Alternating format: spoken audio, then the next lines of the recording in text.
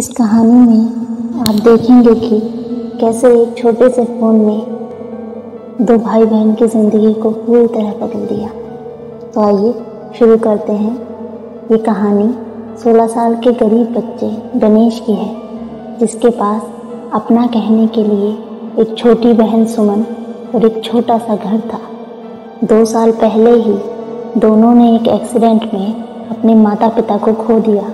तभी से गणेश पर घर की सारी जिम्मेदारियां आ गई। सुमन घर संभालती और गणेश मजदूरी करके पैसे लाता। पूरे दिन मेहनत करके भी गणेश बस इतना कमा पाता कि दोनों टाइम का खाना और बहन की स्कूल की फीस भरने के बाद हाथ में कुछ नहीं बचता था। इसी कारण उसने अपनी पढ़ाई को 2 साल पहले ही छोड़ दिया।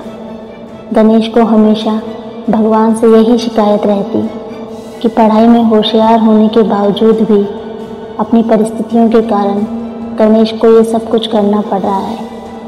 एक दिन शाम को अपने इन्हीं ख्यालों में डूबा हुआ गणेश अपने घर की ओर जा रहा था। तभी उसके पैर से कोई चीज़ टकराई। उसने नीचे देखा तो वो किसी का फ़ोन था जो वहाँ गिरा हुआ था। उसने फ़ोन उठाया और आसपास देखा, लेकिन वहाँ कोई नहीं था। गणेश कुछ देर वहीं बैठ गया, ये सोचकर कि जिसका फ़ोन है वो उसे ढूंढता हुआ आएगा और वो उसे उसका फ़ोन लौटा देगा। ऐसे ही इंतज़ार करते करते रात होने लगी। अब गणेश को लगा कि घर जाना ही चाहिए, सुमन खाने के लिए इंतज़ार कर रही होगी। ऐसे सोचकर गणेश घर लौट आया और देखा सुमन बाहर खड़ी उसका इंतज़ार कर रही थी। गणेश ने लेट आने के लिए सुमन से माफ़ी मांगी और फ़ोन रखकर खाना खाने लगे।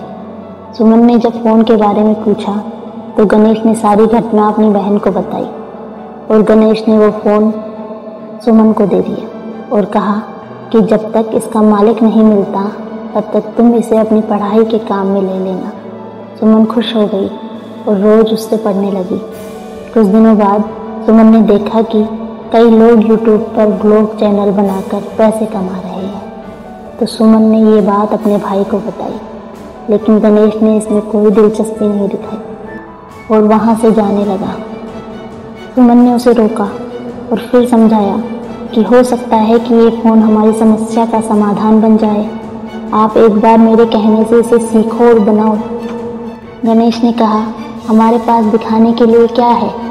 ना अच्छा घर है, ना ही कोई परिवार है, ना ही कोई गाड़ी है, हमें कौन देखेगा? लेकिन सुमन ने फिर भी कहा कि नहीं, ऐसा नहीं होगा, आप कोशिश तो करो। गणेश मजबूरी में सहमत हो ही गया और फिर चैनल बनाना सीखने लगा। कुछ दिनों बाद फिर वो दिन आया जब उसने अपना पहला व्लॉग यूट्यूब पर डाला। सुमन को बहुत उम्मीद थी। वो पूरी रात फ़ोन को देखती रही, लेकिन किसी ने नहीं देखा। गणेश ने सुबह जब अपनी बहन को देखा तो कहा, मैंने कहा था ना, हमें कोई नहीं देखेगा, अब परेशान मत हो। और ऐसा कहकर वह नहाने गया। तभी सुमन ने फ़ोन देखा और ज़ोर से चिल्लाई और अपने भाई को आवाज़ दी। गणेश भाग कर आया और देखा सुमन बहुत खुश थी। उसने अपने भाई को फ़ोन दिखाया। गणेश भी देखकर चौंक गया था। उसने जो फर्स्ट व्लॉग डाला था उस पर लाखों लोगों ने देखा और लाइक भी किया।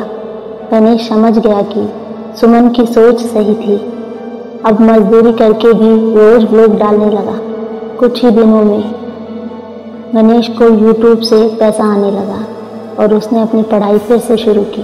दोनों बहन भाई अपनी ज़िंदगी आराम से जीने लगे। इस कहानी से हमें सीख मिलती है कि अपनी सोच को हमेशा सकारात्मक रखना चाहिए। पता नहीं कब कौन सा कदम हमें ऊंचाइयों तक ले जाए, इसलिए अपनी उम्मीद को हमेशा बनाए रखिए।